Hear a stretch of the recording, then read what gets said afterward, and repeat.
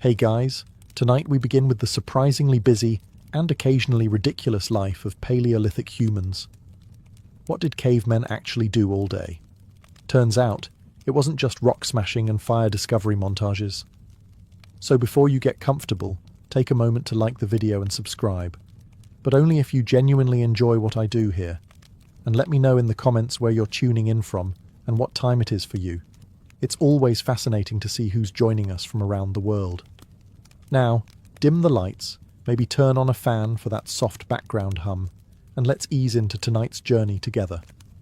The average day for a caveman began at dawn, or slightly before, depending on how loud the wind was or whether someone nearby started coughing again. Most people slept on animal hides or directly on packed earth, sometimes with a layer of dried grass or leaves for padding. You probably slept near a fire. Not for ambiance, for heat and to keep insects and predators away.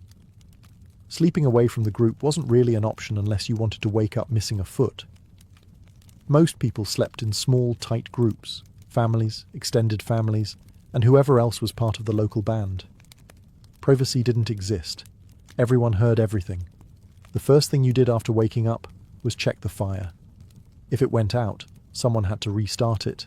That could take time, patience, and a lot of rubbing sticks together.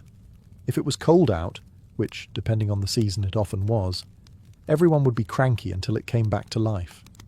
Next, you might look over your tools and weapons. Spears, knives, scrapers, anything that could be used for hunting or protection. These had to be kept in good condition. Losing your tools meant losing your ability to get food, defend yourself, or process meat and hides.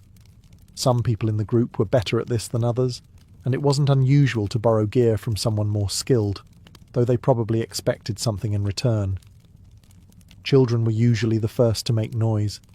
They'd start moving around, looking for something to eat or something to do, often both. Adults would slowly get up and begin preparing for the day. That could mean gathering water, checking nearby traps, or heading out to look for signs of animal movement. No one eased into the day. There was no time for that. Your daily goal was simple: stay warm, find food, and avoid injury. If you woke up in one piece, your fire was still burning, and nothing outside looked immediately dangerous, you were already ahead. In the Paleolithic era, personal hygiene existed, just not in the way we think of it today. Cleanliness was mostly practical, not aesthetic.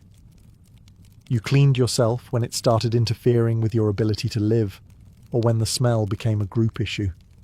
Bathing happened, but it depended heavily on the season and environment. If there was a stream, people washed in it, when the water wasn't freezing. Otherwise, cleaning might involve wiping off dirt with leaves, handfuls of sand, or on rare luxury occasions, animal fat. That's right, fat could be used to scrub the skin, which sounds odd until you realize it also helped with warmth and insect control. Teeth were another story. There were no toothbrushes, but some people chewed fibrous sticks or bones to clean their teeth. Dental wear was common, especially since the Paleolithic diet involved tough meat, unprocessed grains, and sand particles from grinding stones that got into food. Cavemen didn't brush, but they also didn't eat candy, so cavities were rare. Tooth loss from injury or wear, however, was a different matter. Hair care was minimal. Hair was usually long, tied back, or simply ignored. Lice were common. Some groups used ash, dirt, or animal oils to reduce infestations. Others may have resorted to the always effective method of scratching a lot and hoping it goes away. There's also evidence from later prehistoric periods of primitive combs or grooming tools, so some effort was made. Eventually. Clothing didn't help matters. Animal hides weren't breathable, and they weren't washed often. If they smelled, people either got used to it or blamed the person sitting closest to the fire. Feet were mostly bare, or covered in wraparound hide shoes. As you can imagine, the smell of a prehistoric cave was distinctive. But here's the surprising part. Despite the lack of soap or showers, early humans adapted well. Their immune systems were strong, and their communities understood enough about cleanliness to avoid major outbreaks. In fact, people probably smelled about the same, so no one really noticed unless you did something extreme, like roll in a dead animal. Which, by the way, some people did, for camouflage, breakfast. There was no set time to eat. People ate when they could, what they could, and only if there was anything left over from the day before. If you woke up to find a bit of dried meat still hanging by the fire, congratulations, you'd won the prehistoric lottery. But most mornings didn't start that way. If last night's hunt had failed, or the food was already eaten, or stolen by a raccoon-like creature with ambition, then breakfast meant foraging. This might involve digging for roots, checking nearby berry bushes, or scanning the landscape for edible plants that hadn't already been claimed by animals or children. The choices were seasonal. Spring meant greens, summer brought fruits, and winter brought hunger. Protein was more unpredictable. Small animals like birds, rabbits, or insects were occasionally caught and eaten whole or roasted. Insects were a reliable protein source, even if nobody was particularly excited about it. If you found a termite mound or a handful of grubs, that might become the morning meal. They didn't taste great, but they didn't bite back either. Sometimes you'd share with others, especially within your own family group. But food was a resource, not a courtesy. If someone brought back breakfast, it meant they were either generous or in charge, or both. Water was another priority. Streams, springs, and rivers were the main sources, if you were lucky. If not, puddles had to do. Boiling water wasn't a common practice yet, so most water was consumed raw and occasionally accompanied by bacteria, your gut either defeated or deeply regretted. Occasionally, there'd be a leftover from the last big hunt. Smoked meat, marrow from cracked bones, or dried strips of hide that were technically edible with enough chewing. These were valuable. People stored them high, wrapped, or hidden, though nothing could stop a determined child with a stick. So every morning was a new gamble. Maybe you'd find a few berries and a half-roasted squirrel. Maybe you'd find nothing. Either way, no one skipped breakfast on purpose. After breakfast, or the realization that breakfast wasn't happening, the next big task of the day was tool maintenance. Tools weren't just accessories, they were survival equipment. Without a good edge, you couldn't cut meat, scrape hides, or defend yourself. So, a surprising amount of the day was spent hunched over rocks, hitting other rocks, trying to get just the right shape. Welcome to Paleolithic tool-making, part craftsmanship, part trial and error, and entirely dependent on not smashing your thumb. The raw material of choice? Flint or obsidian, if you were feeling fancy and lived near a volcano. These stones chipped predictably, which meant you could flake off sharp edges and create cutting tools. The basic starter pack included hand axes, scrapers, spearheads, and the very popular rock with a handle. There was no one-size-fits-all. Each tool had a purpose. Some for butchering, others for shaping wood, and some for tasks we still don't fully understand but probably involved hitting things. Most people made their own tools, but like everything else, some were better at it than others. If someone in the group had a knack for making perfectly balanced spear points, they earned respect, and requests. Sharpening tools was constant. A dull edge was basically useless, and worse, dangerous. You'd either hurt yourself or waste time. Stones were ground, flaked, and tested daily. And yes, sometimes this meant spending 2 hours making something that broke after 2 minutes of use. You didn't complain, you just started over. Toolkits were often passed down, traded, or even stolen. If you lost yours, you weren't just embarrassed, you were in serious trouble. The moment you had nothing sharp on hand was usually the moment something with claws showed up. Occasionally, creativity kicked in. Someone might tie a rock to a stick with animal sinew and call it a hammer. Others discovered bone tools, flexible, lightweight, and perfect for fine tasks. These innovations were the seeds of later technological revolutions, even if their inventors were mostly just trying to cut something faster.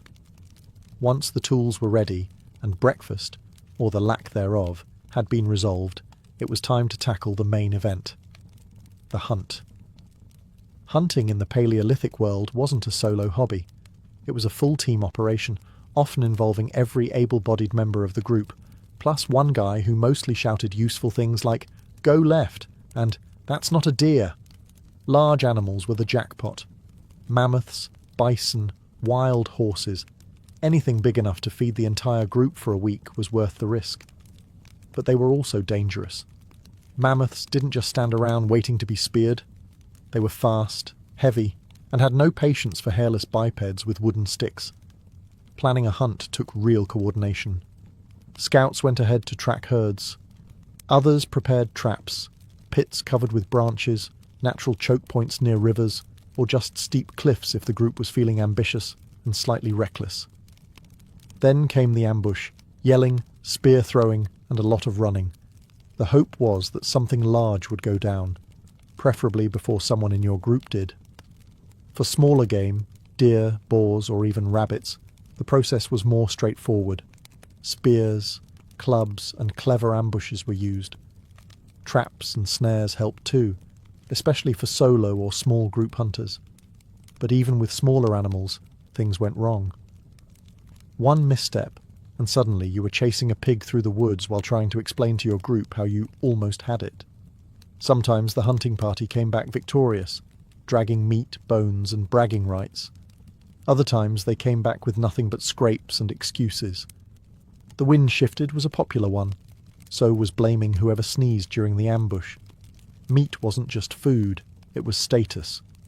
The person who delivered the kill often earned first pick, more respect, and fewer chores that night.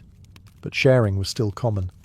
You needed your group, and burning bridges over meat led to awkward silences around the fire.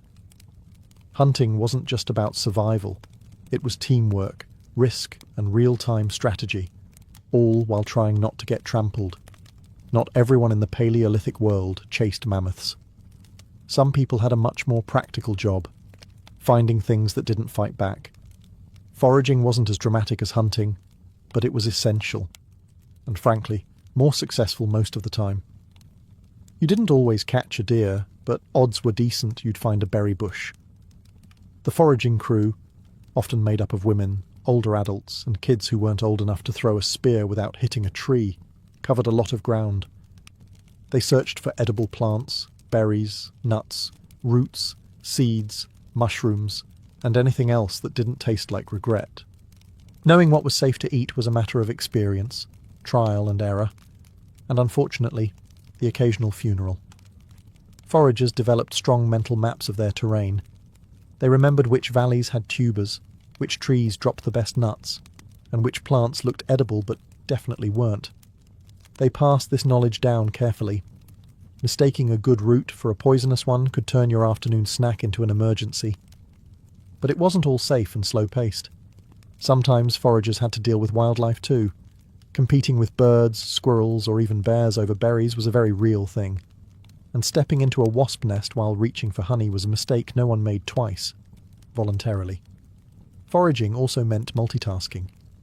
While gathering food, people might also collect firewood, feathers, bark, or herbs for medicine. Children tagged along, learning the ropes, and occasionally trying to eat things they shouldn't. You kept an eye on them, and tried not to lose track of anyone while arguing over whether that mushroom looked weird this time. The food gathered was often more reliable than hunted meat. Plants don't run away, nuts don't stab you, and if you timed it right, a single day's harvest could feed the group for several meals, or at least provide snacks between failed hunts. Foragers were the quiet heroes of the tribe. They weren't dramatic, they didn't show off. But when the hunting party returned empty-handed, it was the gatherers who saved dinner. If there was one thing that made Paleolithic life even remotely manageable, it was fire. Fire cooked your food, kept you warm, scared off predators, and let you see your own feet after sunset. Without it, your odds of survival dropped fast, which is why every group had an unspoken rule: don't let the fire go out. Someone, usually whoever got the short end of the stick that day, was put on fire duty. This meant keeping an eye on the flames, feeding it with wood, and occasionally panicking if the wind shifted or the coals looked too dim. It wasn't glamorous, but it was essential. You could go without breakfast. You could limp through a bad hunt. But if the fire went out? Now that was a group emergency. Starting a fire from scratch wasn't easy. It involved friction-based tools like fire drills or hand-spinning sticks over dry wood. If your hands were cold or your material damp, you could be there all day, hoping a tiny ember showed mercy. This is why many groups tried to keep a single fire going at all times, even when moving camp. In some cases, someone literally carried a glowing coal wrapped in moss or bark to keep the flame alive on the road. This person had one job, and the pressure was very real. Fuel collection was part of the deal too. Dry wood, kindling, animal dung, whatever burned without exploding was fair game. Children often helped, though they sometimes brought back things that looked flammable but absolutely weren't, like wet logs or half-buried mushrooms. Fire maintenance also had a social side. The fire was the centre of camp life. People sat around it, told stories, shared food, and argued about whose turn it was to keep watch. The fire pit was, in a way, the original living room, except if someone fell asleep on duty, it could freeze everyone to death. No one got praise for keeping the fire going. But if it went out, there were no excuses. Just a lot of angry looks and the sentence, "Guess who's making sparks tonight?" Contrary to popular belief, not every prehistoric person lived in a cave. Caves were great if you could find one. Natural shelter, wind protection, and built-in walls. But they weren't always available, especially if other groups or wild animals had already claimed them. So, like any determined human, early people built their own homes. Sort of. Construction in the Paleolithic era wasn't about aesthetics. There were no blueprints, no architects, and certainly no HOA regulations. The main goal was simple: keep the weather out and the people in. If you lived in an area without usable caves, you probably built huts or shelters from wood, bones, mud, grass, and whatever else was lying around. A solid framework of branches or mammoth ribs would be lashed together with animal sinew or vines, then covered with hides, bark, or packed dirt. The result? A lopsided structure that leaked slightly less than standing outside. Building was a group effort. One person held the sticks, another did the tying, and someone stood nearby pretending they knew what they were doing. If it collapsed halfway through, nobody was surprised. You just picked it up and tried again, this time with extra stick.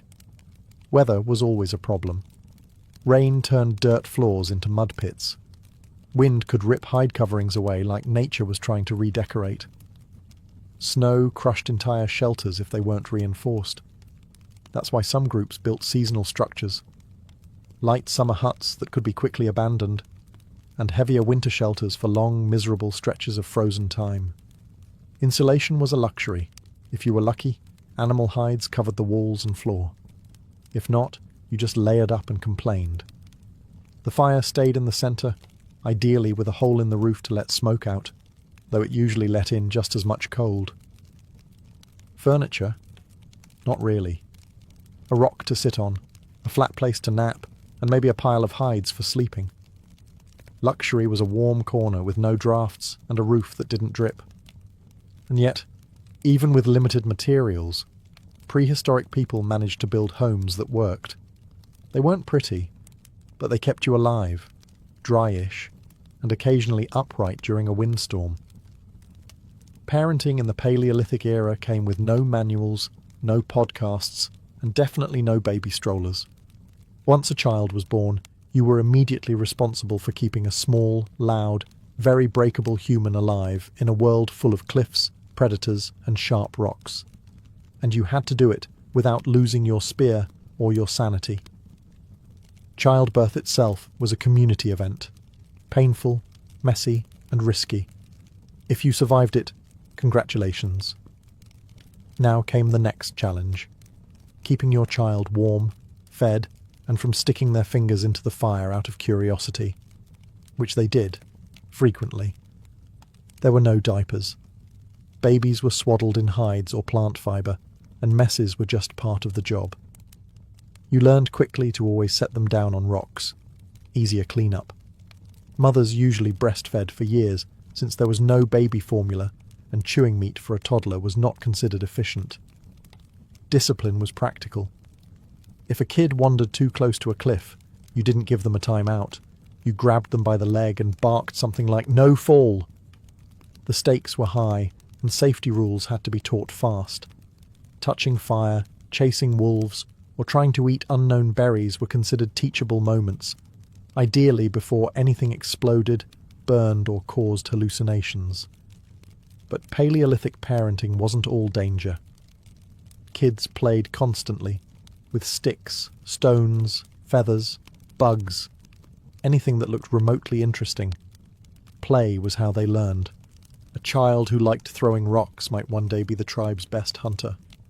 A kid who sat still and watched the elders might become a shaman or healer. No one said, "What do you want to be when you grow up?" You just became something, depending on your survival skills and general luck. Older children helped with chores, gathering kindling, fetching water, chasing birds from drying meat.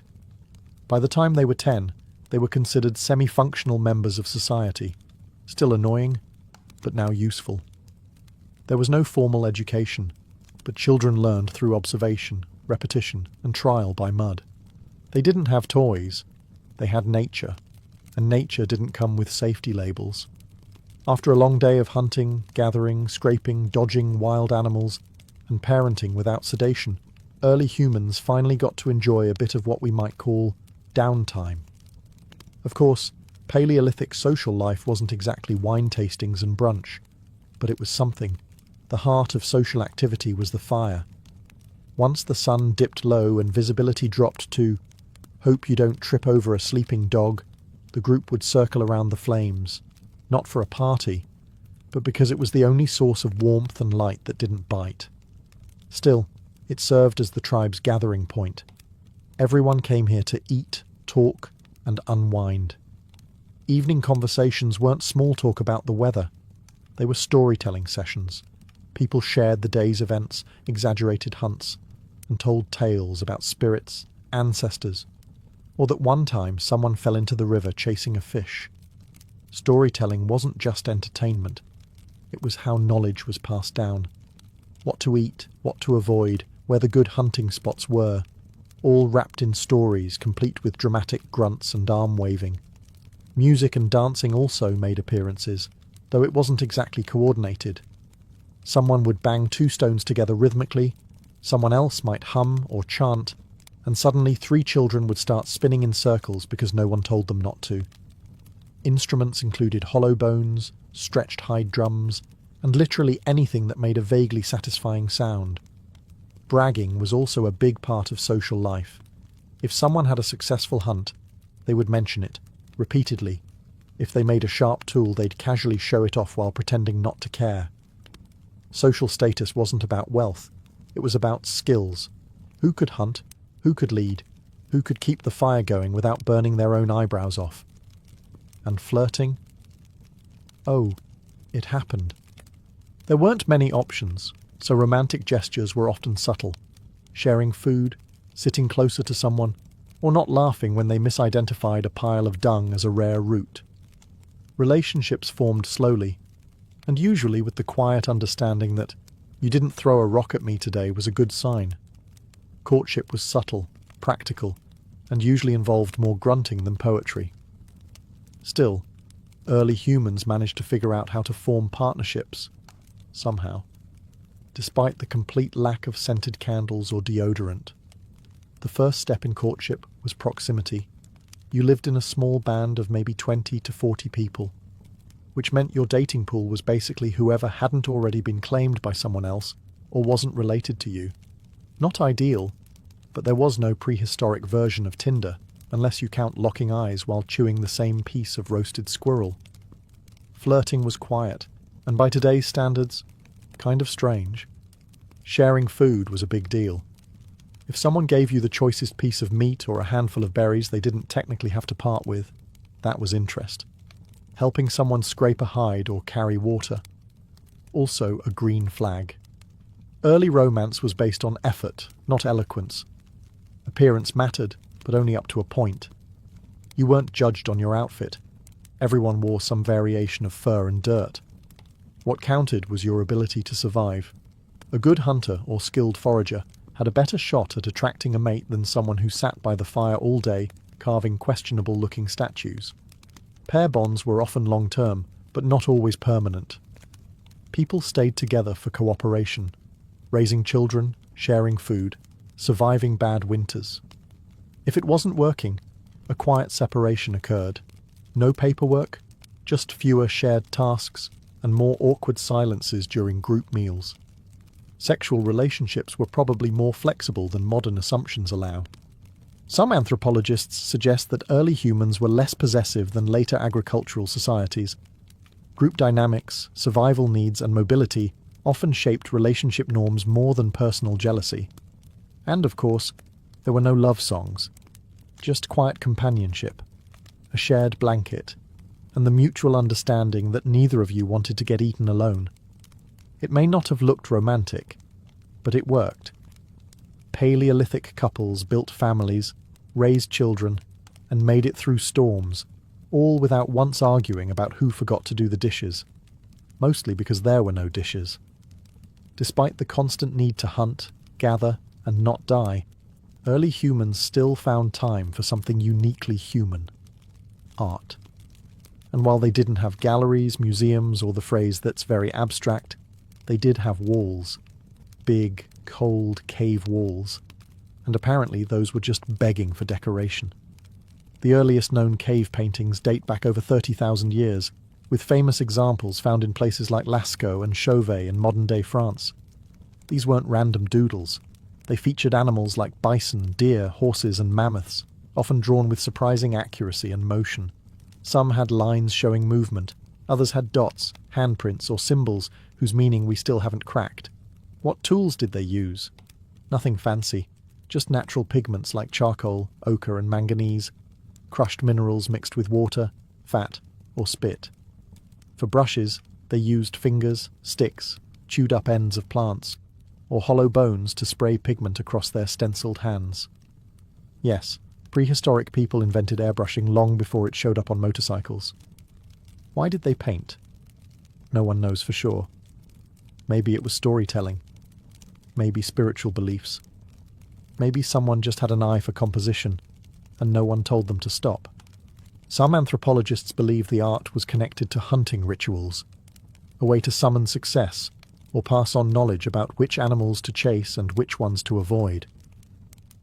The artists probably worked by firelight, deep inside caves, in places no one lived, meaning they were making art just to make it. No commercial gain, no Instagram followers, just human expression in the rawest form. Kids likely got in on it too. Some caves include tiny handprints, suggesting that even little ones were taught how to make their mark, literally. And while we'll never know who made the first bison sketch, odds are someone stood behind them, grunting in approval or offering very unhelpful critiques. What's remarkable is that this art lasted. Long after the huts rotted and the fire pits crumbled, those painted animals still gallop across cave walls.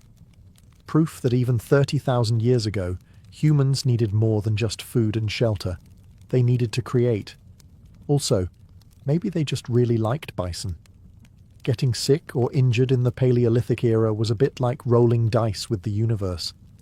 Only the dice were made of bone and had mostly bad sides. There were no hospitals, no antibiotics, and definitely no urgent care. If you broke something, cut yourself, or developed a mysterious rash, the best-case scenario was that your body handled it. The worst-case scenario, well, everyone gathered awkwardly around your fire and hoped it didn't look contagious. Medical care existed, but it was basic, extremely basic. Early humans likely had some understanding of plants that reduced pain or inflammation. Chewed bark, roots, or crushed herbs might have served as primitive medicine. Willow bark, for instance, contains salicylic acid, the active ingredient in aspirin. So somewhere out there, a Paleolithic person was the first to discover pain relief by gnawing on a tree. For wounds, treatment often involved cleaning the area with water or antiseptic plants, if known, wrapping it in animal hide or moss and then watching it closely. Infection was the real killer, not the injury itself. There were no sterile bandages. If the wound got red, hot, and started to smell, well, that was the smell of bad news. Broken bones? Sometimes they healed, sometimes they didn't. There's archaeological evidence of prehistoric skeletons with healed fractures, suggesting that care was given and rest was enforced. But there were also people who clearly kept moving on bad limbs, because there wasn't much choice. Toothaches were another issue. Teeth wore down from constant chewing of tough meat and grit-filled plants. Cavities weren't common, but tooth decay and jaw infections did happen. The solution? Removal, with a rock, and no anesthesia. Shamans or medicine people may have served as early doctors, part herbalist, part spiritual guide, part person who was willing to touch pus. They used rituals, chants, and substances we might now consider mildly hallucinogenic. Was it science? No. Did it work? Sometimes. The truth is, medical care back then was a combination of trial, error, and survival instincts. You got rest, you got attention, and sometimes you got lucky. And if you didn't, your spot by the fire went to someone else by nightfall. In the Paleolithic world, there were no wagons, no wheels, no roads, and absolutely no concept of catching a ride. If you wanted to go somewhere, you walked. That was it. Travel wasn't a convenience, it was a physical commitment. Whether you were moving camp, following game, or avoiding the neighbours who kept stealing your firewood, it always meant using your own 2 feet. Mobility was essential. Paleolithic groups were typically nomadic, moving as needed based on seasons, food availability, and possibly just to escape the smell of the old camp. Campsites didn't come with leases. Once the local resources were used up or the mammoths moved on, the people followed. Trips could be short, a day's walk to a nearby hunting ground, or much longer, spanning dozens of miles over several days or even weeks. Everything had to be carried. Tools, hides, fire-starting gear, food, if there was any left, and children all had to be packed up and hauled on your back. There were no suitcases, just bags made from leather or baskets made from woven reeds. And don't forget the weather. Travelling meant exposure. Rain, wind, snow. You endured it all, possibly while trying to convince a tired 5-year-old that yes, they really did have to keep walking. Again, uphill. Navigation wasn't done with maps. People used memory, landmarks, star patterns, animal tracks, and oral knowledge passed through generations. That mountain that looks like a sleeping bear, or the bend in the river that smells funny, were as close to street signs as you got. Group movement had to be organised. Scouts might go ahead to check for threats. Everyone else moved carefully, often in single file. If someone got injured, the entire group slowed down. If the weather turned, you found shelter. Fast. Speed was important, but so was staying together. Getting separated in prehistoric wilderness was rarely survivable.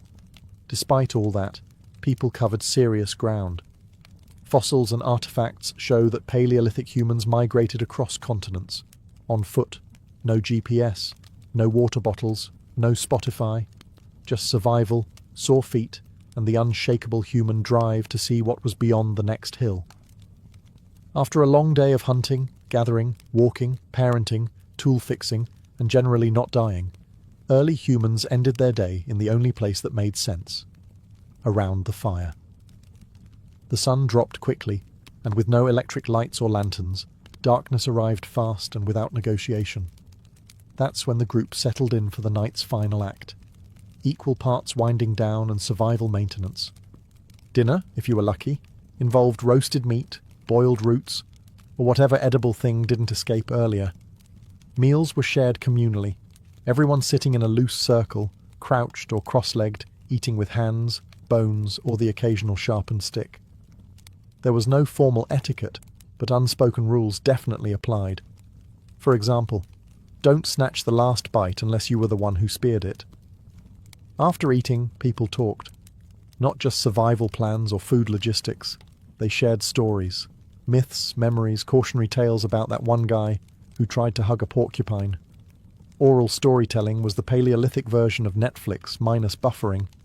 These stories passed down knowledge, entertained kids, and probably exaggerated everyone's hunting skills by at least 30%. Sometimes there was singing, rhythmic, simple chants or calls passed between voices. A piece of bone might double as a flute. A hollow log? Drum? The music wasn't polished, but it didn't have to be. It kept the cold away just a little longer. By now, most people were physically drained. The day didn't leave much energy for deep philosophical discussions.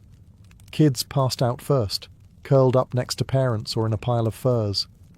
Adults lingered longer, staring into the fire like it held answers. Or maybe just zoning out. Same thing. Before sleep, someone always checked the fire, the unsung hero of the group. If the flames looked low, they were fed. If the wind shifted, barriers were adjusted. And if someone forgot to check, well, they'd hear about it first thing in the morning. In December 1938, two German scientists, Otto Hahn and Fritz Strassmann, bombarded uranium with neutrons, and the results were baffling. They hadn't just altered the element, they had split it. Nuclear fission had just been discovered. Word of the experiment raced through the global physics community like a lightning strike. And while the implications were still theoretical, one thing was instantly clear.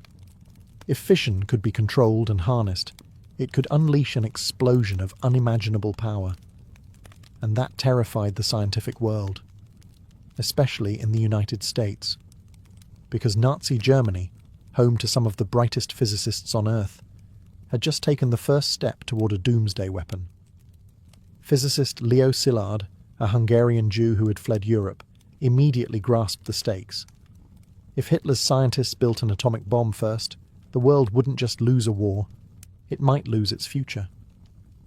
Alongside fellow refugee Albert Einstein, Szilard drafted a letter to President Franklin D. Roosevelt, warning that the Germans might be working on exactly that. Einstein signed it. The letter was delivered in October 1939. Less than 2 months after World War II had begun. Roosevelt didn't rush into action, but he didn't ignore it either. He formed an advisory committee on uranium. Funding trickled in, slowly. At first, the United States simply wasn't ready to take nuclear physics seriously as a weapon of war. That would soon change. By 1941, the British had confirmed the bomb's feasibility. Japan had attacked Pearl Harbor. The US had entered the war. And what started as a vague concern suddenly became a high-stakes, time-sensitive race. Enter General Leslie Groves, a no-nonsense military man who'd just built the Pentagon. He was appointed head of the newly minted Manhattan Engineer District in 1942. Its purpose? Simple on paper. Build an atomic bomb before the Nazis did. In practice? It was the most secretive, expensive, and scientifically complex project ever attempted. Groves brought in a young, flamboyant theoretical physicist to lead the science. J. Robert Oppenheimer. Brilliant, controversial, idealistic. A man who could calculate particle probabilities and quote Sanskrit poetry in the same breath. Together, they launched what would become known as the Manhattan Project, a $2 billion gamble that would forever change the nature of warfare and the fate of the world.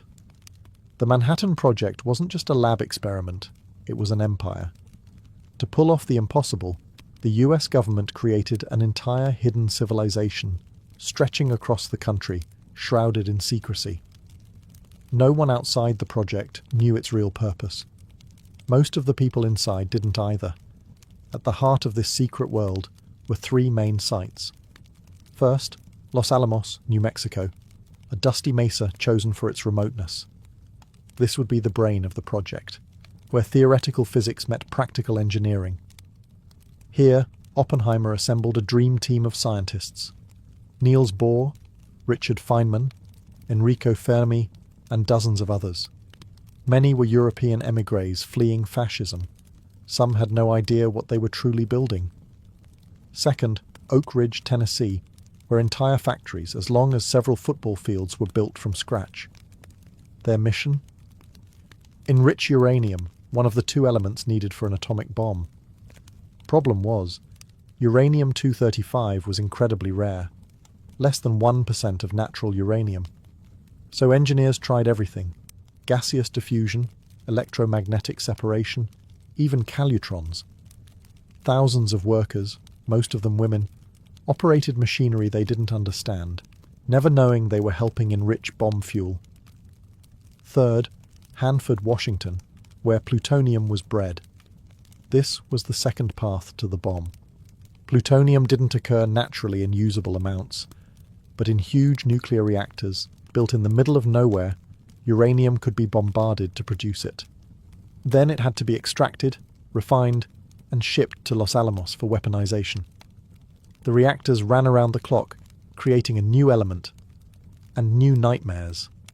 Radiation leaks, contamination, and the birth of the nuclear age's environmental costs all began here.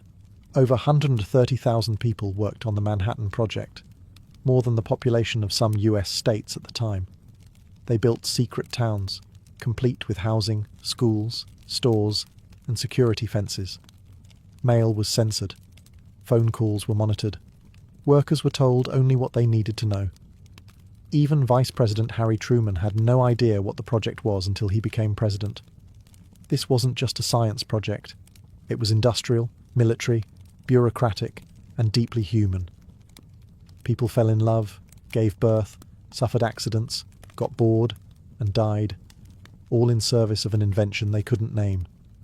The project had become a hidden America, and it was inching closer, day by day, to building the deadliest weapon in history. J. Robert Oppenheimer wasn't your typical military contractor. He wasn't even a typical scientist. Brilliant, erratic, aristocratic, and deeply philosophical, Oppenheimer spoke 6 languages, quoted the Bhagavad Gita, and smoked constantly. He had a sharp tongue, fragile health, and an uncanny ability to solve theoretical puzzles that stumped everyone else. To many, he seemed more poet than physicist, but under pressure, he was the glue that held Los Alamos together. Appointed scientific director of the Manhattan Project by General Groves, Oppenheimer quickly proved he was more than just an academic. He had an intuitive understanding of people and politics. He could inspire loyalty and manage egos.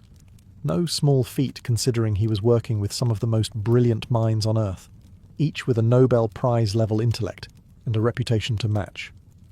But he also had a dark side. Oppenheimer's earlier associations with Communist Party members, including his brother and his mistress, Jean Tatlock, raised red flags for military intelligence. Groves overruled objections and pushed ahead with Oppenheimer anyway, but the file on him was thick and getting thicker. Still, Oppenheimer's ability to visualize how theoretical physics could become physical machinery made him indispensable. At Los Alamos, he led with a mix of charisma and obsession, often sleeping just a few hours a night. He'd race between chalkboards and meetings, scribbling formulas, arguing designs, and chain-smoking until dawn. He was at the center of everything: atomic configurations, bomb casing designs, neutron reflectors, even the seating charts at briefings. He was also painfully aware of the consequences. Oppenheimer believed beating the Nazis to the bomb was morally necessary. But as the war in Europe neared its end, and Germany's nuclear program collapsed, he grew uneasy. The bomb was no longer just a defensive weapon. It was becoming a political weapon. This paradox haunted him. He had summoned the greatest minds of the age to unleash destruction never before imagined. Every success brought them closer not to victory, but to a line that once crossed could never be uncrossed. In private, Oppenheimer remained conflicted. In public, he remained focused. As the team finalized bomb designs, one chilling truth grew clearer. They wouldn't just be changing warfare, they'd be changing the nature of humanity's relationship with power itself. By late 1944, theory had given way to blueprints. Blueprints became parts. Parts became prototypes. The Manhattan Project was no longer an experiment. It was an assembly line for Armageddon. But building a nuclear bomb wasn't like building a tank or a plane. This was uncharted territory, and nothing came easy. Engineers, machinists, and physicists at Los Alamos were now focused on two types of bombs, each with its own terrifying complexity. The first was the uranium bomb, nicknamed Little Boy. It relied on the principle of a gun-type mechanism. Fire one chunk of uranium-235 into another at high speed, and you get a chain reaction. Simple in concept, horrifying in practice. The enriched uranium came from Oak Ridge, Tennessee, in tiny, hard-earned quantities. Each gram took enormous effort, and they needed over 60 kilograms. Every calculation had to be perfect. There would be no test run. Little Boy would go straight to the battlefield. The second bomb, Fat Man, used plutonium. But plutonium was trickier. A gun-type design wouldn't work. Plutonium would pre-detonate, fizzling out before it reached full power. Instead, they had to develop a completely different method: implosion. This meant precisely timed explosive lenses would compress a plutonium core into a critical mass in microseconds. It was like trying to crush a steel ball evenly from all sides using dynamite, without cracking the shell. To make matters worse, plutonium was toxic, unstable, and newly invented. The scientists worked under extreme secrecy and stress. Accidents happened. In 1945, physicist Harry Daghlian accidentally dropped a tungsten brick into a plutonium core, initiating a critical reaction. He absorbed a lethal dose of radiation and died weeks later. The Demon Core, as it was called, would kill another scientist, Louis Slotin, months later, in an eerily similar accident. Every step forward carried a cost, physically, mentally, morally. Meanwhile, time was running out. Germany had surrendered, Japan fought on, and Washington wanted results. The scientists at Los Alamos knew what they were making, but not where it would go, or who it would kill. Inside the workshops, the final pieces were coming together. Metal casings, precision detonators, nuclear cores. Each component, a marvel of science. Together, they would form humanity's most lethal invention. The only thing left now was to test it. Not in theory, not in simulation. In fire, in desert, in real life. On July 16, 1945, at precisely 5:29 a.m., the New Mexico desert turned into the birthplace of the nuclear age.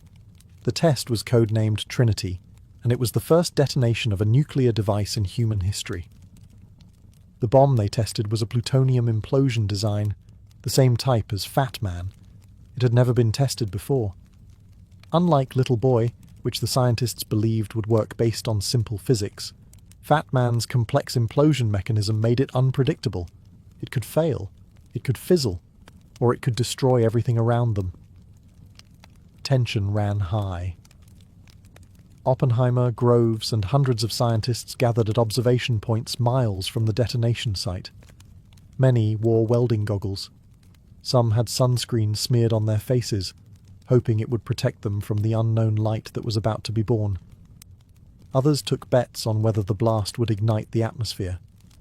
It sounds absurd now, but back then, they genuinely weren't sure. At the exact moment of detonation, the desert exploded with a flash brighter than the sun. The shockwave knocked people off their feet. The heat could be felt over 10 miles away. A mushroom cloud soared 40,000 feet into the sky. The earth itself seemed to pause. One observer described it as being present at the birth of the world. Another said it felt like the gates of hell had opened. Oppenheimer didn't cheer. He whispered a line from the Bhagavad Gita, "Now I am become death, the destroyer of worlds." The test was a success, a terrifying, undeniable success. It confirmed that the United States now possessed a weapon that could annihilate entire cities in seconds. But it also marked the beginning of a profound moral reckoning. Photographs were taken, measurements recorded. Glass-like sand, now called trinitite, formed at ground zero. But what lingered most wasn't scientific data, it was silence, awe, and the haunting awareness that mankind had crossed a threshold that could never be uncrossed. News of the test was kept tightly sealed. President Truman, then attending the Potsdam Conference in Germany, was informed via a coded message. The baby is born. The war was still raging in the Pacific. Japan had not yet surrendered. And now, the United States held the power of annihilation. The question wasn't if they would use it. It was where and when. Less than a month after the Trinity test, the theoretical horror became a real one. The United States had 2 working bombs and a fateful decision to make. On August 6, 1945, a B-29 bomber named Enola Gay lifted off from Tinian Island. Its payload, Little Boy, the uranium bomb. The target, Hiroshima, a city of military importance, but also full of civilians. At 8:15 a.m., the bomb was released. 43 seconds later, the sky erupted.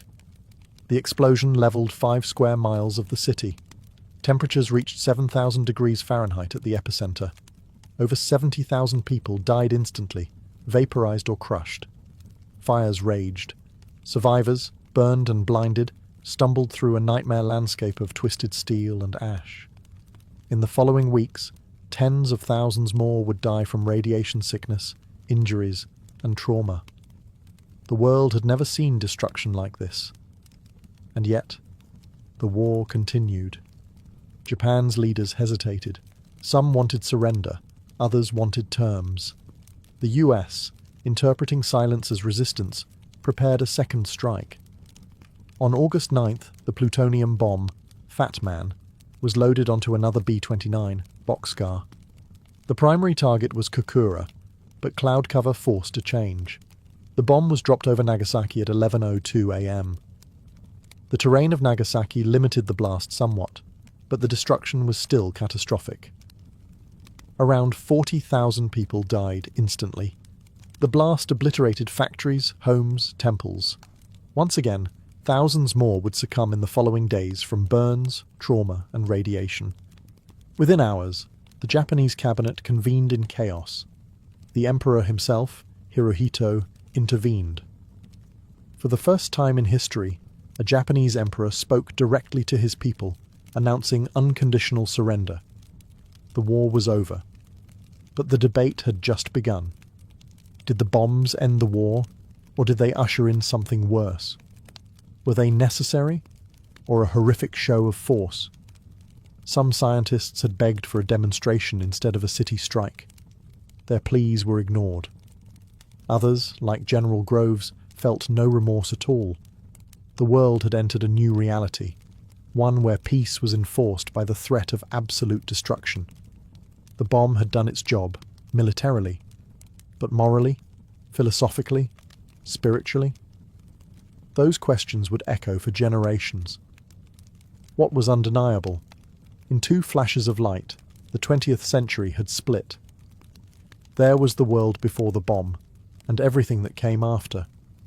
The mushroom clouds had barely settled before the world, and especially those involved, began to wrestle with what had just happened. At Los Alamos, the celebrations were muted. Yes, the bomb had worked. Yes, the war was over. But the scale of devastation stunned even those who had built it. Photos of charred bodies and flattened cities reached the laboratories.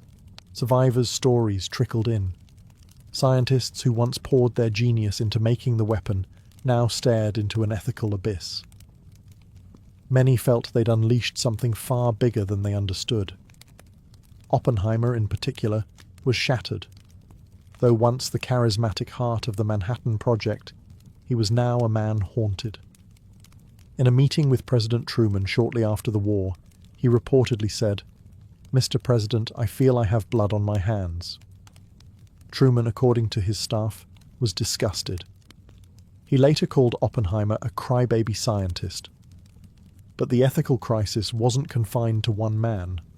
Scientists like Leo Szilard and James Frank circulated petitions urging transparency and international control of nuclear weapons. They warned that secrecy and unchecked arsenals would lead to an arms race. Their reports were ignored. Instead, the US tightened control over nuclear research. The Atomic Energy Commission was formed. The Cold War began to simmer, and the Soviets, already aware of the Manhattan Project thanks to extensive espionage, were racing to build a bomb of their own. Meanwhile, many Manhattan Project workers, especially those at Oak Ridge and Hanford, began to learn, often for the first time, what they had been a part of. Some were proud, others were horrified. The public too was split. American newspapers cheered the end of the war. But slowly, images of Hiroshima and Nagasaki began to appear. Questions followed. Could Japan have been forced to surrender another way? Were both bombs necessary? Was this justice or vengeance? And then came the reality of radiation. Survivors of the bombings, hibakusha, as they came to be known, suffered burns, cancers, miscarriages, and lifelong stigma. Fallout studies began. The long-term toll wasn't just physical, it was generational. DNA damage, birth defects, psychological trauma.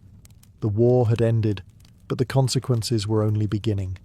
The Manhattan Project had achieved its goal, but left behind a legacy of sorrow, secrecy, and ethical confusion that would define the nuclear age. Science had broken through a barrier, but humanity hadn't caught up. While the bomb was being built in secret deserts and hidden labs, it wasn't as secret as the US government had hoped. Even as America celebrated its newfound atomic dominance, cracks in its security had already begun to widen, and Soviet agents had already slipped through. The Manhattan Project had been compromised from nearly the beginning. Thanks to Soviet espionage networks, the USSR knew about the bomb long before it was dropped. Key scientists, including Klaus Fuchs, a theoretical physicist working at Los Alamos, were quietly funneling details of the weapon's design straight to Moscow. Fuchs's information was so precise that Soviet engineers later admitted they used his data as a template when building their own bomb. He wasn't alone. Julius and Ethel Rosenberg, American civilians with communist ties, were accused of passing atomic secrets to the Soviets. Their eventual trial and execution in 1953 shocked the nation and became one of the most controversial episodes in Cold War history. Whether they were scapegoats or genuine traitors remains debated, but the message was clear. The nuclear genie was out, and no longer in just one country's hands. The Soviet Union detonated its first atomic bomb in 1949, just 4 years after Hiroshima.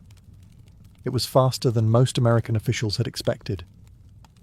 The world was now a multi-nuclear landscape, and the arms race was officially on.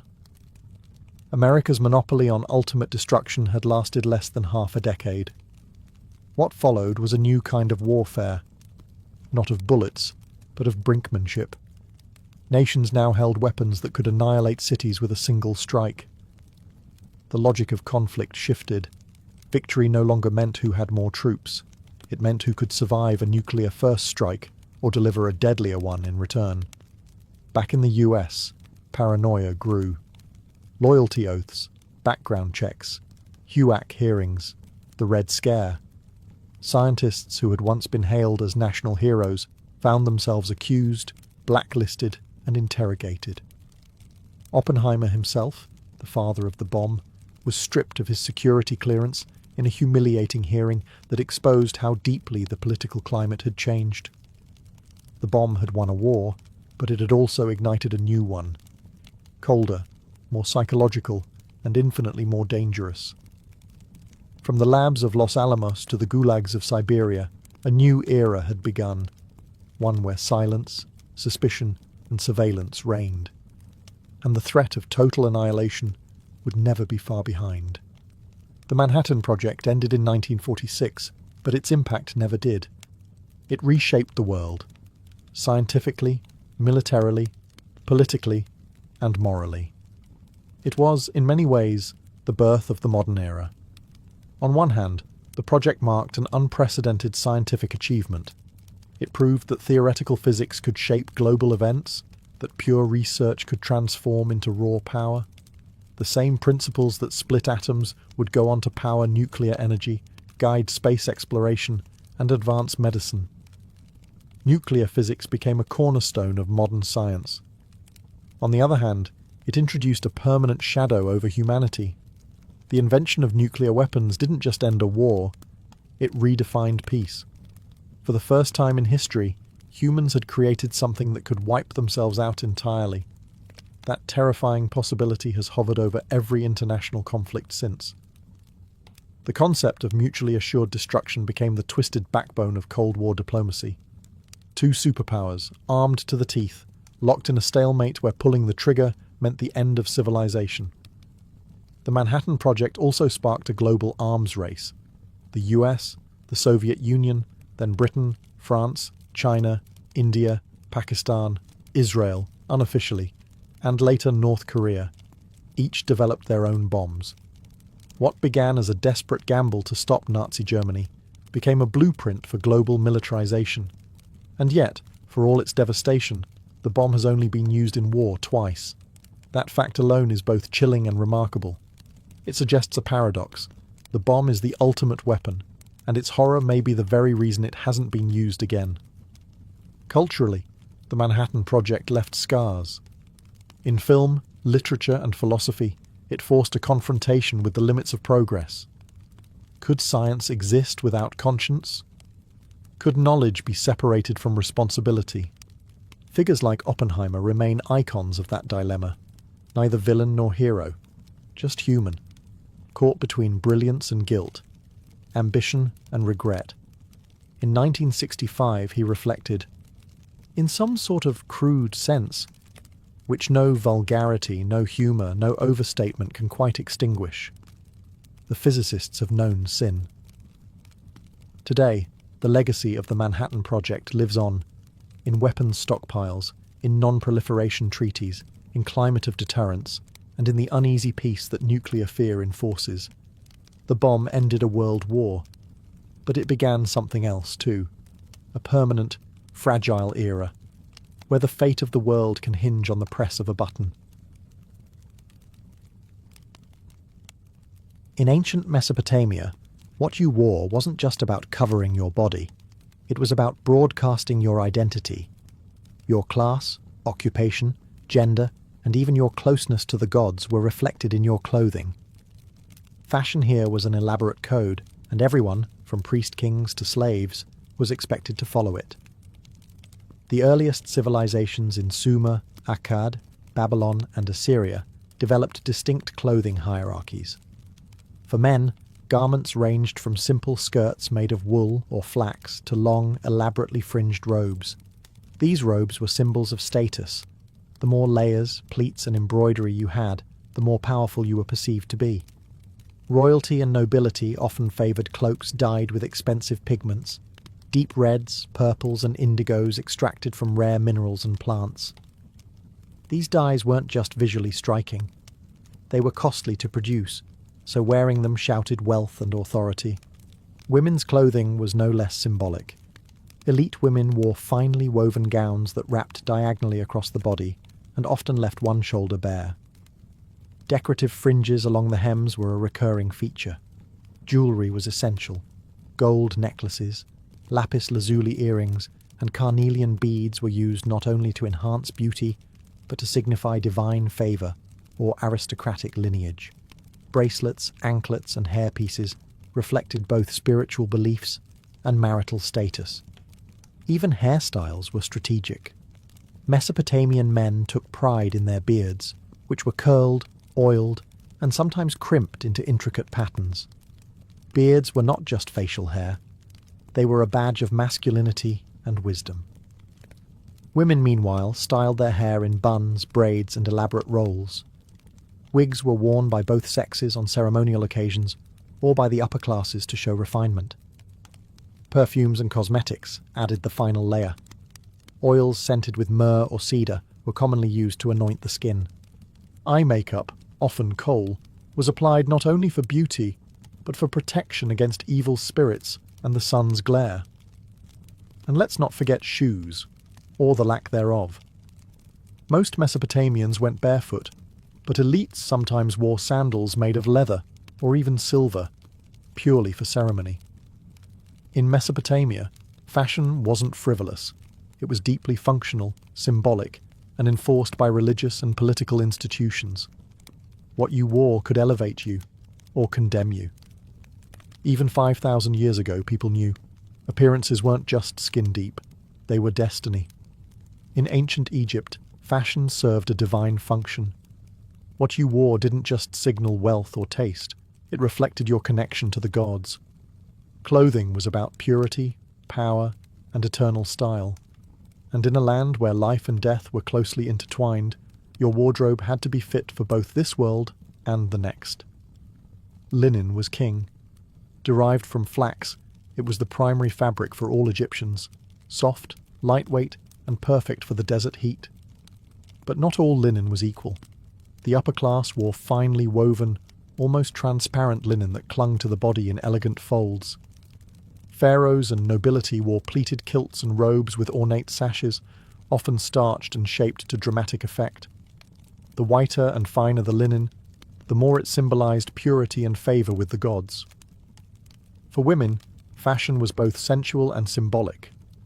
Elite women wore sheath dresses, known as calasiris, that were tight-fitting and often supported with shoulder straps. These dresses left little to the imagination, but in Egyptian culture, beauty and fertility were divine virtues. Clothing was designed to highlight the natural form. Modesty, as we know it today, wasn't the goal. Harmony and sacred aesthetics were. Jewelry was more than adornment. It was spiritual armor. Amulets shaped like scarabs, ankhs, and eyes of Horus were common. Gold was the preferred metal of the gods, believed to be incorruptible. Necklaces like the broad collar, or wesek, were worn by both genders and layered with precious stones, turquoise, lapis lazuli, and carnelian. These weren't just pretty, they offered protection and favour from the divine. Wigs were a daily fashion choice for elites. While most Egyptians shaved their heads for hygiene and to ward off lice, wigs, made of human hair or plant fibres, signalled rank and beauty. Some were enormous, intricately braided, and perfumed with cones of scented wax that melted in the heat, releasing fragrance throughout the day. Makeup was essential. Kohl eyeliner wasn't just stylish, it protected the eyes from the sun's glare and was believed to ward off evil spirits. Men and women both wore green malachite eyeshadow and red ochre lip stain. Looking good was serious business, because the gods were always watching. From pyramid workers to priests to queens, what you wore in Egypt wasn't just a fashion choice. It was a sacred statement about your status, your soul, and your journey into eternity. At first glance, ancient Greek fashion might seem simple, flowing fabrics, minimal seams, and clean lines. But look closer, and you'll see a world coded with identity, status, and civic values. In Greece, especially during the classical period, clothing wasn't about extravagance. It was about order, proportion, and philosophy. Literally. Greek garments were typically made from rectangular pieces of wool or linen, artfully draped and pinned rather than cut or tailored. The most iconic outfit was the chiton, a tunic fastened at the shoulders and belted at the waist. Men's chitons were usually knee-length, while women's reached the ankles, but even that length was a message. Long chitons on men signalled youth or priesthood, while short ones meant athleticism, labour, or military life. Over the chiton, both genders might wear a hymation, a large cloak draped over one shoulder. Philosophers famously wore it wrapped tightly, creating a dignified, severe look that mirrored their stoic ideals. The hymation became a silent advertisement for intellect and civic virtue. Women also wore the peplos, a heavier woolen garment folded over at the top, creating a double layer across the torso. This fold, called the apoptygma, was both decorative and symbolic. It highlighted modesty and femininity, ideals prized in Athenian society. The way a woman wore her peplos could signal her marital status, her mourning, or even her alignment with religious festivals. Colour played a subtle but important role. White was associated with purity and ceremony. Dark garments were worn during mourning. Saffron yellow and rich purples, though rare and expensive, appeared during special rituals or in elite households. Patterns were minimal, but geometric borders and embroidery along the hem or neckline added visual weight and social distinction. Hair and accessories were carefully curated. Men often kept their hair short, while women's hairstyles varied widely. Braids, buns, and curls all had their season. Jewellery was elegant but restrained. Gold earrings, intricate hairpins, and bracelets shaped like snakes or leaves. Shoes were optional. Many Greeks went barefoot at home or during ritual events. When they did wear footwear, it was typically simple leather sandals or soft boots. Form met function. Greek fashion was elegance through discipline. In a society obsessed with balance and virtue, the drape of a tunic or the tie of a sash wasn't just aesthetic. It was a reflection of how one lived, thought, and contributed to the polis.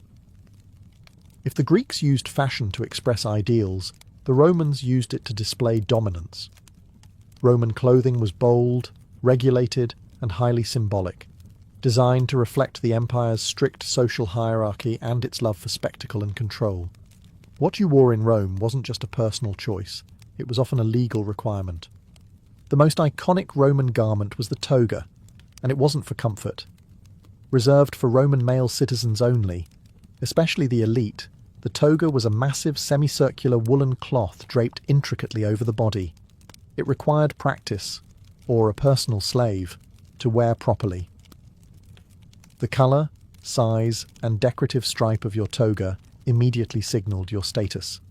A toga virilis, plain and white, was worn by adult male citizens. A toga praetexta with a purple border was for magistrates and high-ranking boys. The fully purple toga picta, embellished with gold, was reserved for generals in triumphal processions and, eventually, emperors. To wear the wrong toga could result in public disgrace, or worse. Underneath, men wore a tunica, a simpler knee-length garment belted at the waist. Slaves wore rough, undyed tunics. Freedmen might wear striped versions to distinguish their new, albeit limited, status. Senators had a purple stripe called a latus clavus down the front. Fashion in Rome wasn't about individualism, it was about knowing your place. Roman women, meanwhile, wore the stola, a long flowing dress often paired with the palla, a shawl that could cover the head in public. Respectable matrons wore distinct stolae as a badge of their chastity and virtue. Prostitutes, by contrast, were banned from wearing them, a literal fashion divide between dignity and disgrace. Jewellery was abundant, especially among women. Rings, necklaces, fibulae, brooches, and earrings were not just decorations. They were currency, status markers, and political gifts.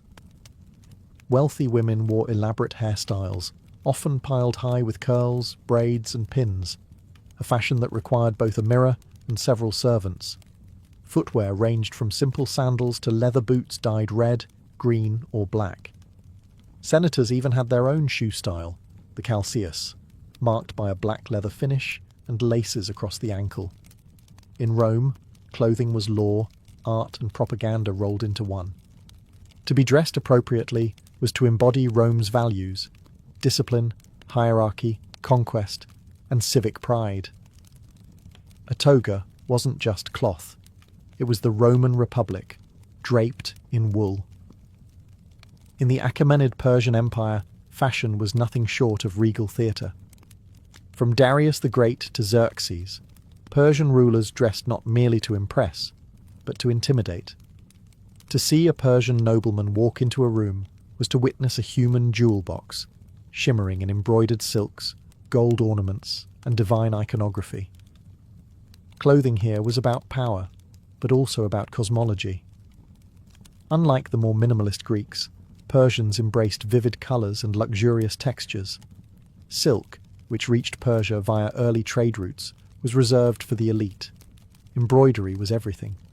Tunics and robes were heavily decorated with gold thread, mythical animal motifs, and elaborate patterns symbolising fertility, protection, and divine favour. The more detailed your garment, the higher your position and the closer your aura was to the king. Men typically wore long-sleeved tunics with trousers underneath, innovative for the time. Unlike other ancient societies where robes dominated, Persians adopted fitted pants for both practicality and fashion. It was revolutionary, and would later influence Greek, Roman, and even medieval dress. A wide, ornate belt often cinched the tunic at the waist, while layered cloaks draped across the shoulders added weight and formality. Women's fashion was equally refined, though more modest by design. Long dresses with fitted bodices and multiple layers of fabric were common, along with wide sleeves and veils. Jewellery was abundant: gold necklaces, gemstone bracelets, and intricately carved rings. Perfume and cosmetics also featured heavily. Women wore rouge, kohl eyeliner, and scented oils stored in elegant alabaster jars. Headgear was critical. The tiara, or kidaris, a tall, pointed headdress, often decorated with pearls or embroidery, was a signature of Persian royalty. Even lower-ranked courtiers wore embroidered caps or turbans as a sign of affiliation and loyalty to the king. The more elaborate your headgear, the closer you were to the throne. Colours had meaning too. Deep blues and purples were reserved for royalty and high nobility. White represented purity and was often worn by priests during sacred rituals. Red and gold were symbols of fire, the sacred element of Zoroastrianism, Persia's dominant faith. Persian fashion was never accidental. Every fold, every gem, every stitched griffin or lion carried a message. The cosmos is ordered, the king is divine, and you, based on your clothes, better know your place in it. In ancient India, fashion was an art form tied intimately to religion, climate, and cosmic balance. From the Vedic period through the Maurya and Gupta empires, Indian clothing reflected a deep philosophical worldview, where texture, colour, and drapery were not just aesthetic, but sacred. The cornerstone of ancient Indian fashion was unstitched cloth. Instead of tailoring, garments were wrapped, folded, and draped in a variety of regional and symbolic styles. This wasn't a shortcut, it was a principle. In Hindu belief, stitching was sometimes considered impure for ritual wear, so flowing fabrics became the canvas of self-expression and spiritual identity. For men, the most common garment was the dhoti, a rectangular piece of cloth, often white or saffron, wrapped around the waist and tied in a knot. It could be formal or casual, and the style of folding differed by region and caste. Priests, for example, wore it in specific ritual folds that aligned with religious ceremonies. Women wore the sari, still famous today, but in ancient times it looked quite different. It was usually a single piece of cloth up to 9 yards long, wrapped around the waist with one end, the palu draped over the shoulder or head. It left the midriff bare, not as a fashion statement, but as a gesture of fertility and cosmic openness. In many temples, goddesses were adorned in this exact style, reflecting the sacred femininity of the land. The choli, the blouse worn under a sari, emerged later in history. In earlier periods, upper body coverings varied greatly depending on social norms and climate. In some areas, especially in southern India, women wore the sari without a blouse at all, while in colder regions, shawls and veils were added. Textiles were India's pride. Cotton was first cultivated here, and Indian weavers mastered techniques like block printing, resist dyeing, and fine spinning. The muslin of Bengal was so delicate it was called woven air. Silk, too, was a staple of royal and sacred attire, especially in Buddhist and Jain traditions. Jewellery was worn by all classes: necklaces, bangles, anklets, nose rings. Each piece had astrological, spiritual, or marital meaning. Even children wore talismans to ward off evil. In ancient India, fashion was not bound by fast-changing trends. It was a living philosophy, soft, unstitched, layered in meaning, and always attuned to the divine. In ancient China, fashion was far more than decoration. It was a living system of ethics, cosmology, and imperial order. Whether during the Shang, Zhou, or Han dynasties, what you wore was a reflection of your social role, your harmony with the universe, and your relationship to the emperor. The most iconic garment in early Chinese history was the hanfu, a flowing robe with wide sleeves, a crossed collar, and a sash at the waist. It wasn't just a fashion staple. It was a visual embodiment of Confucian ideals. Modesty, structure, and respect for hierarchy were sewn into every pleat. Men and women alike wore hanfu, but the details, colour, fabric, trim, and length, differed dramatically based on class, age, and occasion. Colours were strictly regulated. Under the Zhou dynasty, colour codes were established to align with the five elements philosophy: yellow for earth, centre; red for fire, south; blue-green for wood, east; white for metal, west; and black for water, north. Yellow was especially sacred, reserved for the emperor alone. To wear it as a commoner was a direct insult to the throne. Layering was key. Nobles and scholars wore multiple robes atop one another, not just for warmth or beauty, but as a symbol of refinement. The more layers, the more elevated your rank. Peasants, by contrast, wore simple tunics made of hemp or coarse wool, belted at the waist, with trousers or leggings. Silk was strictly the domain of the upper class, until its production expanded centuries later. Women's attire varied, but generally echoed the hanfu silhouette, with added sashes, flowing skirts, and elaborate hairpins. Hair was always styled with care, long and pinned up, often with jade combs, gold ornaments, or floral motifs. The higher and more intricate the hairstyle, the greater the refinement. Hair left loose in public was considered improper for women past childhood. Accessories were laden with meaning. Jade, in particular, was seen as the stone of immortality and virtue. Pendants carved with dragons, phoenixes, or clouds symbolized blessings and moral strength. Even shoes had codes. Pointed tips or elevated soles distinguished the refined from the rustic. In ancient China, fashion was harmony in fabric form. It reflected the natural order, expressed human dignity, and upheld the invisible scaffolding of the empire. To dress properly wasn't just courteous. It was a civic and spiritual duty. To Romanize, the fashion of Celtic and Germanic tribes was wild, impractical, and savage. But to the people who wore it, their clothing wasn't just practical. It was powerfully expressive. Tribal dress reflected warrior culture, kinship, spiritual belief, and a love for bold identity. Where Mediterranean fashion emphasized order and hierarchy, the so-called barbarians leaned into individuality and flair. Let's start with the Celts. Spread across Gaul, the British Isles, and parts of Central Europe, Celtic men and women wore brightly coloured woolen garments, often dyed with natural pigments from plants and minerals. Patterns were a big deal. Plaids and checks weren't just decorative, they were tribal identifiers.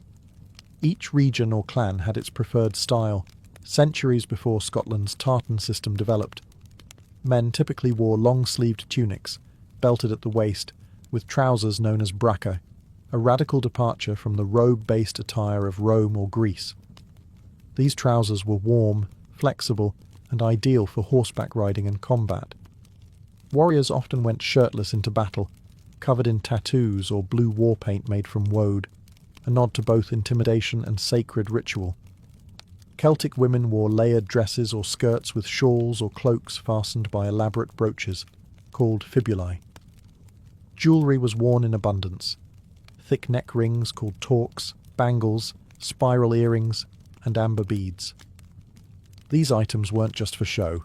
They marked wealth, tribal role, and sometimes even mystical protection. Hair was another statement. Both men and women braided or coiled their hair, sometimes bleaching it with lime for dramatic effect. Long, styled moustaches and beards were favoured by men, especially among warriors and chieftains. Meanwhile, Germanic tribes, from the Goths to the Saxons, had similar clothing strategies. Tunics, wool cloaks, and layered furs dominated their wardrobes. Animal hides, often worn as capes or trimmed with teeth and claws, were both status symbols and talismans. Metalwork on belts, clasps, and weapons often featured motifs of wolves, boars, and eagles, creatures believed to hold spiritual power. Though dismissed as uncivilized by Roman historians, these tribal fashions were deeply meaningful. They emphasized mobility, identity, and a spiritual connection to the land and ancestors. In a world of constant migration and warfare, what you wore was your flag, your shield, and your mythology, stitched into wool, leather, and bone. By the time the Roman Empire evolved into the Byzantine Empire, fashion had become something altogether different, a fusion of Roman authority, Eastern luxury, and Christian symbolism. In Byzantium, clothing wasn't just about status or wealth, it was a sacred language. Every thread, every jewel, every embroidered icon was part of a divine and political performance. The Byzantine court was obsessed with ceremonial dress. The emperor, seen as God's representative on earth, wore garments so intricate and heavily adorned they bordered on the theatrical. His robes, known as the lauros, were long jewel-studded bands wrapped elaborately around the body. Gold thread was common. Pearls, sapphires, and garnets were stitched directly into the fabric. To see the emperor was to behold a living icon. Colour was strictly regulated. Purple, dyed from the rare murex snail, was the exclusive right of the imperial family. Anyone else caught wearing it could face severe punishment. Even small accents of purple on robes or shoes indicated a connection to the throne. Senators, clergy, and generals had their own colour codes and uniform-like outfits for ceremonies. Byzantine fashion was layered and modest. Both men and women wore tunics called dalmatica, with wide sleeves and embroidered bands known as clavi running vertically down the front. Over these they wore cloaks like the chlamys, fastened with ornate brooches, often shaped like crosses or doves. These layers weren't just practical. They reflected religious values of humility and decorum. Women's fashion in Byzantium was both opulent and devout.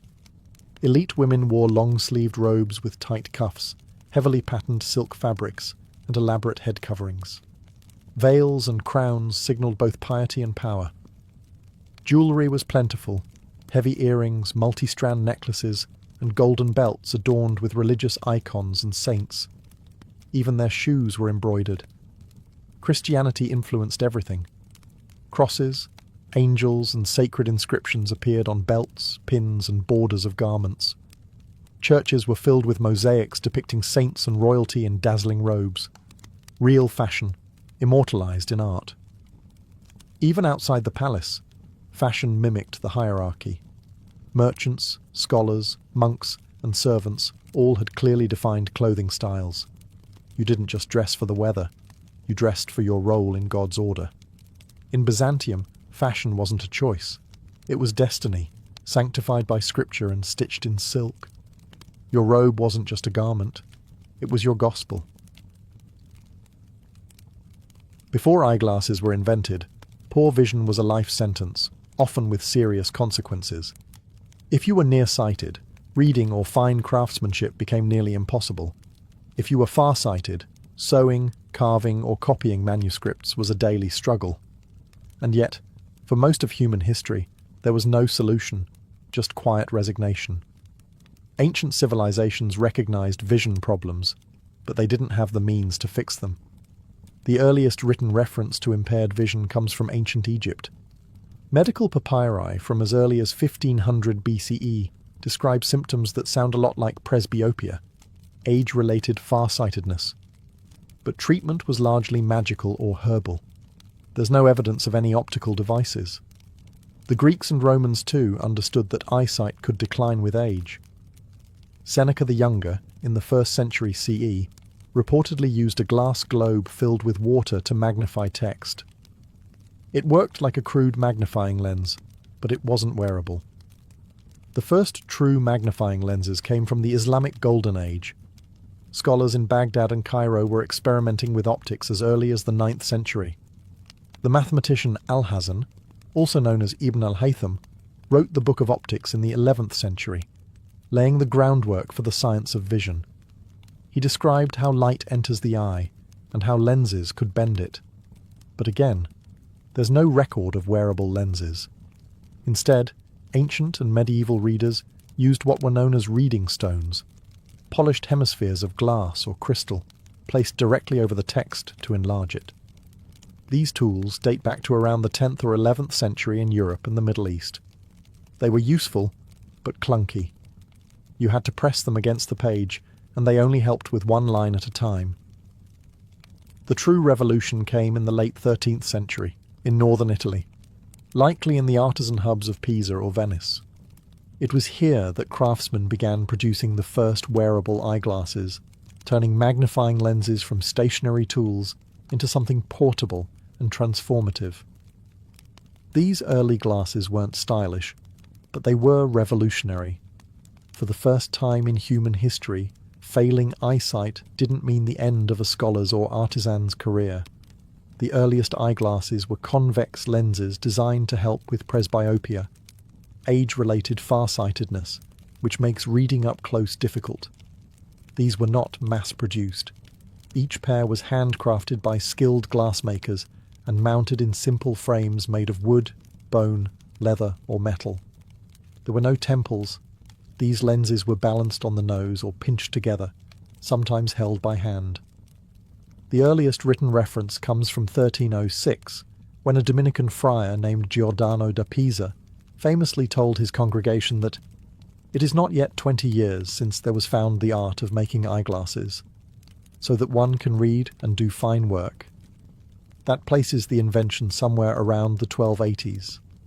Venetian glassmakers, already masters of fine crystal, played a key role. Their work in Murano, an island dedicated to glassmaking, led to clearer, more uniform lenses. It wasn't long before eyeglasses became a quiet but vital tool for monks, copyists, and aging scholars. These early spectacles weren't personalized. There were no eye exams. Buyers simply tested out lenses to see which one helped the most. The concept of nearsightedness, myopia, wasn't fully understood yet, so lenses for distance vision wouldn't appear for another few centuries. Still, the cultural impact was enormous. In a society that valued literacy, learning, and religious scholarship, eyeglasses gave older individuals a second life. Monks could continue copying texts. Doctors could read anatomical diagrams. Artists could keep painting intricate details. Aging no longer meant fading into uselessness. The invention spread rapidly across Europe, mostly among clergy and the educated elite. Glasses were expensive, and illiteracy was still widespread, so their use was limited. But word of their utility travelled quickly. By the early 14th century, eyeglasses had reached Germany, France, and England. A simple tool, 2 lenses in a frame, had changed the course of human productivity. For the first time, vision loss was not a final chapter. It was a problem with a solution. As the 14th and 15th centuries rolled on, eyeglasses moved beyond monasteries and into the bustling hands of Europe's growing middle class. The invention of spectacles coincided with the rise of literacy, trade, and urban life. And with it, eyeglasses evolved from obscure scholarly tools to everyday commercial goods, accessible, portable, and increasingly practical. Thanks to the rise of towns and guilds, more people were learning to read, merchants, artisans, and bureaucrats among them. Reading contracts, ledgers, and inventories required good close-up vision. Presbyopia, still the most common visual issue addressed by spectacles, no longer sidelined older professionals. In a world driven by writing and math, eyeglasses became a silent partner in economic expansion. By the 15th century, eyeglasses were being sold by peddlers, apothecaries, and even street vendors. These were rudimentary models, simple convex lenses mounted in wire or horn frames, held in place by pinching the nose or tying cords around the head. They weren't comfortable, but they worked. For many, it was the first time their world came into clear focus in decades. In 1450, Johannes Gutenberg's printing press changed everything. Suddenly, books could be produced by the hundreds, and later, by the thousands. As printed material flooded Europe, the demand for eyeglasses surged. Literacy rates crept upward, and with them, the need for vision correction. Glasses became more than a scholarly aid. They became tools for the new information age. eyeglass manufacturing began to specialize. In Nuremberg, Germany, spectacle makers formed one of the first dedicated guilds by the late 15th century.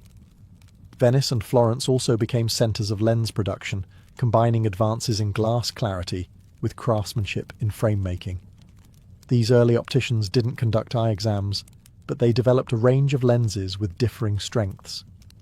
Buyers would simply try out lenses at market stalls to find one that suited their needs. The role of glasses in social perception also began to shift. At first, spectacles were a symbol of learning and age. Paintings from the Renaissance often depicted saints, scholars, or apostles in eyeglasses, an emblem of wisdom and spiritual focus. But as the middle class embraced them, glasses also became a sign of literacy, professionalism, and commercial savvy. Eyeglasses were no longer elite curiosities. They were becoming something more radical, useful, widespread, and essential. The 17th century brought a seismic shift in how people understood vision. It wasn't just about practicality anymore. It was about physics. This was the age of Galileo, Kepler, and Newton, men who not only gazed at the stars, but also cracked open the science behind how light and lenses work. Their discoveries forever changed both astronomy and optics, pushing eyeglasses from folkcraft to scientific instrument. Johannes Kepler's work in 1604, Ad Vitelionum Paralipomena, laid the foundation for modern optics. He was the first to explain how convex and concave lenses corrected vision, differentiating between myopia, nearsightedness, and hyperopia, farsightedness. For the first time, eyeglass lenses could be understood in terms of precise light refraction, not just trial and error. Meanwhile, Galileo used modified lenses to build the first practical telescope. Others applied similar methods to microscopes. These developments turned humble reading lenses into tools for exploring the universe and the invisible. The same glass that helped someone read a book was now helping humans read the stars and the cell. This new understanding of optics influenced eyeglass makers. With growing knowledge about focal lengths and lens curvature, opticians began crafting more precise corrective lenses. The profession started to professionalize. Spectacle makers in London, Paris, and Amsterdam began referring to themselves as opticians, a term rooted in science, not just trade. Eyeglass frames also saw subtle improvements. While many were still clunky and nose-pinched, some began to include leather nose pads, riveted hinges, or short handles known as temples. Early attempts to anchor glasses more securely. In China, eyeglasses with looped silk cords tied around the ears were already in use, and Europeans slowly adopted similar innovations. Another major leap, concave lenses for nearsightedness became more common. Previously, most glasses only helped far-sighted individuals, but as understanding of vision disorders grew, so did the range of corrective options. For the first time, a nearsighted young person could wear glasses to see clearly at a distance, expanding the use of spectacles beyond the elderly and scholarly. By the end of the 1600s, eyeglasses had entered a new era. They weren't just functional, they were evidence of Enlightenment thinking. Grounded in physics, driven by curiosity, and shaped by expanding literacy, eyeglasses stood at the intersection of utility and discovery. From now on, improving eyesight would be a matter of science, not just chance. By the 18th century, eyeglasses had not only become more accessible, they had started to become fashionable. No longer confined to the desks of scholars or the toolkits of tradesmen, spectacles found their way into salons, courts, and coffee houses. The Enlightenment, with its emphasis on reason and refinement, gave rise to a world where intellect was trendy, and so were the tools that symbolized it. Frame design began to improve dramatically. Gone were the awkward nose-pinched contraptions of the Middle Ages. In their place came temple spectacles, glasses with arms that extended over the ears, similar to what we wear today. Invented around the 1720s, these arms made glasses far more stable and comfortable, especially for everyday use. They were sometimes hinged, sometimes made of flexible wire, and often wrapped in silk or ribbon for extra flair. Materials diversified. Frames were crafted from tortoiseshell, horn, silver, and even gold. The elite could commission custom spectacles, complete with engraving or jeweled accents. While function remained important, form was catching up, fast. Public figures helped normalize glasses. Benjamin Franklin, perhaps the most famous bespectacled man of the era, not only wore them, but revolutionized them. In the 1780s, he invented bifocals, cutting two different lenses in half and combining them into one frame so he wouldn't have to switch between reading and distance glasses. It was a practical innovation with lasting impact. At the same time, portable eyewear became popular. The quizzing glass, a single magnifying lens with a handle, became a fashionable accessory among the upper class, especially in Britain and France. People would wear them on a chain around the neck and use them at social gatherings, less for actual vision correction and more to make a statement of wit, wealth, or curiosity. Then came the lorgnette, a pair of spectacles with a handle, popular among aristocratic women. It could be elegantly flicked open and held up for reading or viewing opera performances. For many, it wasn't just about seeing clearly. It was about being seen. Eyeglasses in the 18th century had become markers of sophistication, intellect, and even flirtation. No longer a quiet sign of aging or infirmity, spectacles had joined the fashion world.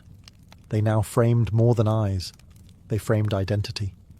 The 19th century brought spectacles to the masses. With the rise of the Industrial Revolution came not just steam engines and factories, but a total transformation in how eyeglasses were made, sold, and worn.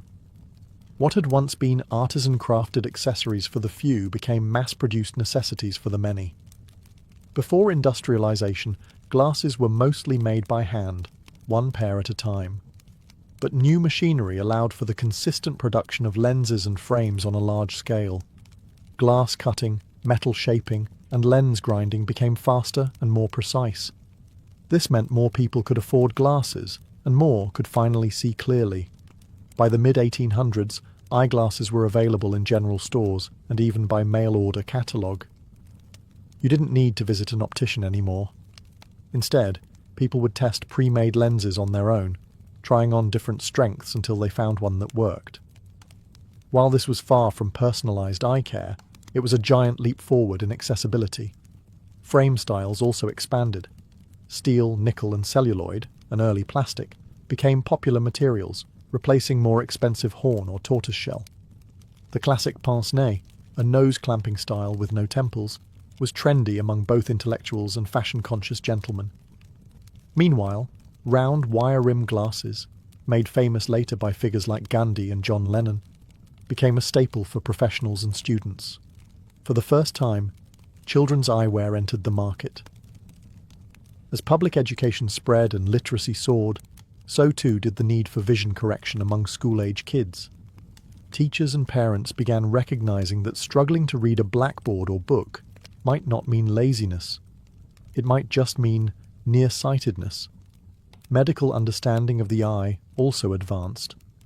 Ophthalmology became a formal field, and eye exams began to standardize. In 1862, German ophthalmologist Hermann Snellen created the Snellen chart, the familiar wall chart with rows of shrinking letters, revolutionizing how vision was measured. Meanwhile, glasses became more acceptable in public. In earlier centuries, many hid their need for spectacles out of embarrassment. But in the 19th century, wearing glasses became a sign of seriousness, education, and rising middle-class respectability. Glasses were practical, but also professional. By the dawn of the 20th century, the world was clearer than it had ever been. Glasses were everywhere, in classrooms, factories, courtrooms, and newspapers. Sight had become industrialized, and vision, for the first time in history, was mass-marketed. As the 20th century dawned, eyeglasses were no longer just corrective tools. They were a cultural force. This was the century where vision met identity, where fashion collided with science, and where spectacles became as personal as fingerprints. It was also the beginning of a technological arms race in optics, one that would define modern eye care. In the early 1900s, wire rim glasses remained popular, especially for intellectuals and professionals. But mass production continued to evolve, and with it came new styles, shapes, and materials. By the 1920s and 1930s, celluloid and other plastics allowed for bolder frames, giving rise to more expressive eyewear. Thick black rims became associated with confidence and authority. Eyeglasses were no longer something to hide, they were something to show off. Hollywood played a pivotal role. Actors like Harold Lloyd, who wore round, horn-rimmed glasses, made spectacles part of his signature look. Later, stars like Marilyn Monroe, James Dean, and Audrey Hepburn wore glasses both on and off screen. Glasses that emphasized their personality, not their impairments. During World War II, innovation accelerated. Military demand for better optics led to advancements in lens durability, anti-reflective coatings, and lightweight frame design. The military also issued standardized glasses, nicknamed GI glasses, or, less affectionately, birth control glasses, for soldiers. These weren't flattering, but they were durable and accessible. In 1958, a huge leap occurred: the invention of plastic lenses. Lighter and safer than glass, they changed the comfort game entirely. Combined with the development of photochromic lenses, which darken in sunlight, glasses became more versatile for everyday wear. Then came contact lenses. Though invented earlier, it wasn't until the 1950s and 60s that soft contacts became commercially viable. Suddenly people had a choice. You could wear glasses, or not. Meanwhile, fashion exploded. The 1960s saw cat-eye frames and mod-inspired colours. The 70s brought oversized aviators. The 80s were all about big, bold statements. Think Run DMC and Wall Street executives. And by the 90s, minimalist styles returned, with rimless and wireframes ruling boardrooms and universities alike. Eyeglasses were no longer just tools for sight. They were statements of politics, of intellect, of rebellion, of style. Whether you were a beat poet in Greenwich Village or a Silicon Valley coder, your glasses said something about who you were. The 20th century didn't just correct vision, it reframed it. The 21st century brought eyeglasses into a whole new frontier, the digital world. As screens became our constant companions, on our desks, in our pockets, even on our wrists, our eyes began to pay the price. And so, eyewear had to evolve once again. From medical marvel to fashion staple to high-tech necessity, glasses became smarter, lighter, and more personalized than ever before. One of the most significant developments has been the rise of digital lens crafting. Unlike earlier eras where lenses were molded from preset prescriptions, modern glasses are now shaped with computer-guided precision. This allows for customized lenses tailored to your exact eye measurements, head tilt, reading distance, and more. Progressive lenses, which offer a seamless blend between near, middle, and far vision, have improved dramatically, eliminating the dizzying distortions that plagued early designs. Another innovation? Blue light blocking technology. As people began spending 8, 10, or even 12 hours a day staring at screens, reports of digital eye strain skyrocketed. Dry eyes, headaches, blurred vision, these became the new normal. Lens companies responded by developing coatings that filter out high-energy blue light, reducing fatigue and improving sleep for some users. Whether or not the science is conclusive, demand has soared. Frame technology also leapt forward.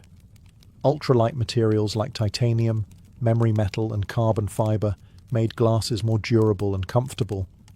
Some frames are now so thin and feather-light, wearers forget they're even on. Others integrate flexible hinges, hypoallergenic coatings, and modular designs for personalization. Then came smart glasses.